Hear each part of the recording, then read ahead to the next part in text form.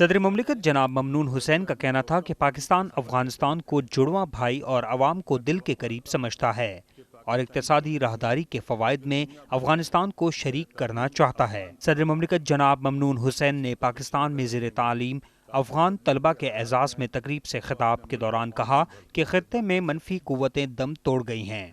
خطے کی ترقی کے لیے اب جوش پر ہوش کو غالب اور افہام و تفہیم کے جذبے سے کام لینا چاہیے۔ صدر مملکت جناب ممنون حسین نے کہا کہ پاکستان نے ہر مشکل گھڑی میں افغانستان کا ساتھ دیا۔ خطے کی ترقی کے لیے پاک افغان تعاون ناگزیر ہے۔ پاکستان افغانستان کو جڑواں بھائی اور عوام کو دل کے قریب سمجھتا ہے۔ اقتصادی راہداری کے فوائد میں افغانستان کو شریک کرنا چاہتے ہیں۔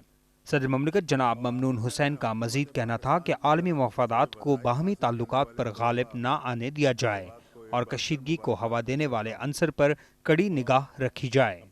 افغان بھائی پاکستان پر اعتماد کریں اور اختلاف پھیلانے والوں کو نظر انداز کر دیں۔ کوئی بھی موقع کبھی ضائع نہ جانے دیں اور انتھک محنت کر کے اپنے ملک اور اس خطے میں امن و استحکام اور ترقی اور خوشحالی کو یقینی بنا دیں۔